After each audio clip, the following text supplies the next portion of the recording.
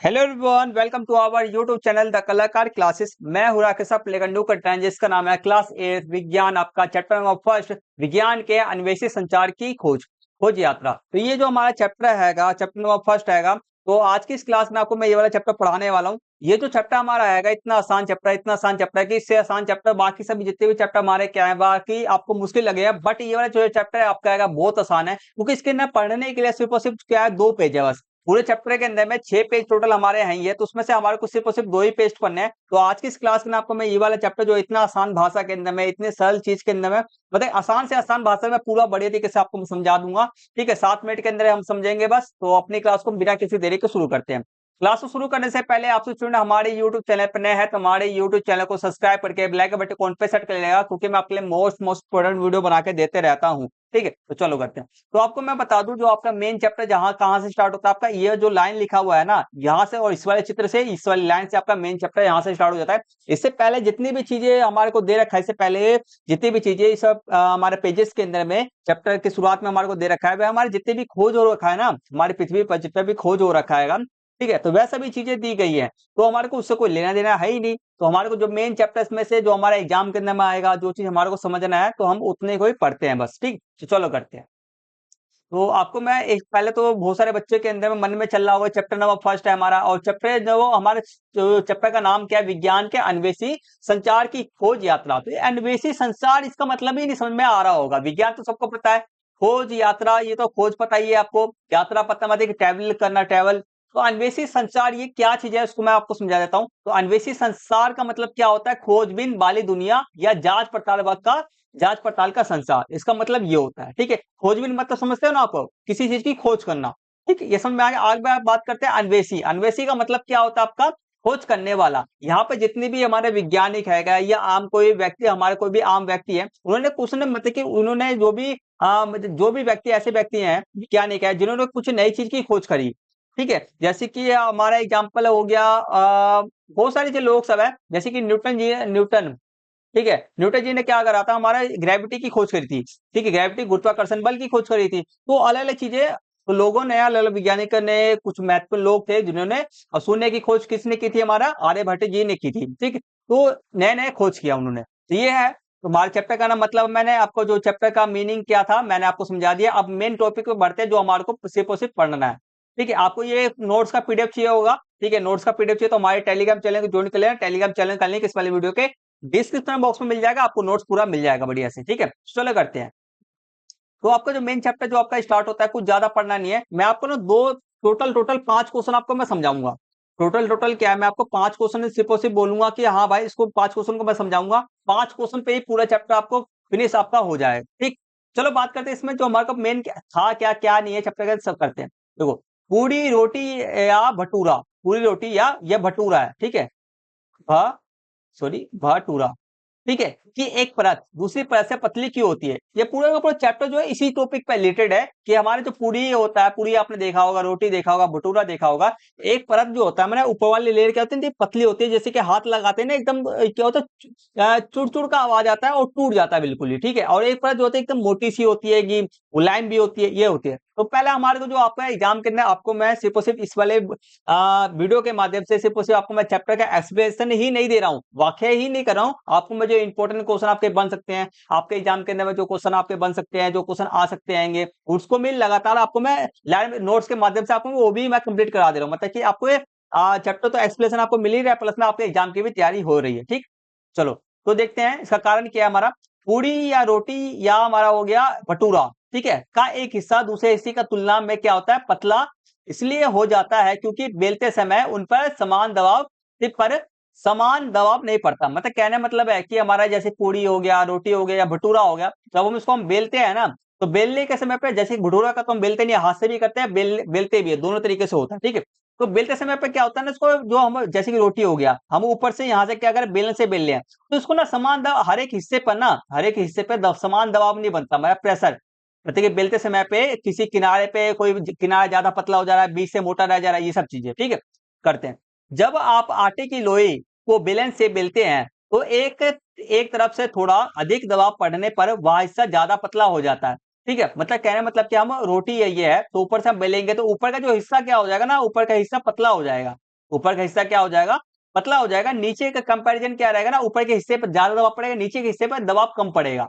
ठीक है, तो इसके अलावा जब पूरी को गर्म तेल में या रोटी को तावे पर पकाया जाता है तो अंदर की जो नमी होती है ना, नमी, ठीक है, भाप, जो अंदर में जैसे कि हम आटा गूंथते हैं, भटूरा गूंथते हैं, हमारे पानी की जरूरत पड़ती है, तो आटे के ना क्या मिल हमारा मिल गया, हमारा क्या मिल गया, पानी मिल गया। ठीक है, तो नमी भाप में बदल जाता है। ठीक है, जो जो हम जैसे कि गर्म तेल के ना पूरी को गर्म तेल में या रोटी को तावे पर डालते हैं तो उसके अंदर के जो हमारा पानी होता है ना, वह क्या होता है, बन जाता है, भाप में बदल जाता है और आटे पर दबाव डालती है। जो परत, ठीक है, जो परत पहले से थोड़ी पतली या कमजोर थी, मतलब कि ऊपर वाली परत क्या थी हमारी, पहले कमजोर थी, पतली थी, ठीक है, तो वह इस भाप के दबाव से और अधिक खिंच जाती है, जिसके कारण एक परत दूसरी परत की तुलना में ज्यादा पतली और पारदर्शी हो जाती है। कहने का मतलब क्या आएगा, हमारा एक परत दूसरी परत पतली क्यों हो जाती है, क्योंकि पहला कारण मेन पहले मैं आपको समझा देता हूँ बड़े तरीके से। पहला कारण क्या होता है, पहले तो समान दबाव नहीं मिलता। क्या, समान दबाव नहीं, समान दबाव, ठीक है, दबाव नहीं, समान दबाव नहीं मिलने के कारण क्या, एक हिस्सा पतला हो जाता है, एक हिस्सा मोटा हो जाता है। ठीक है, अब बात करते हैं दूसरा हिस्सा, जब हम इसको सिकाई कर तेल में तलते हैं, ठीक है, तेल में तलते हैं या उसको हम आंच पे डालते हैं, तो जो हमारा पतला हिस्सा होता है ना, वह क्या होता है ना, उसको अपन ना, एक सेकंड रुके ना, ठीक है, तो एक खींच जाता है।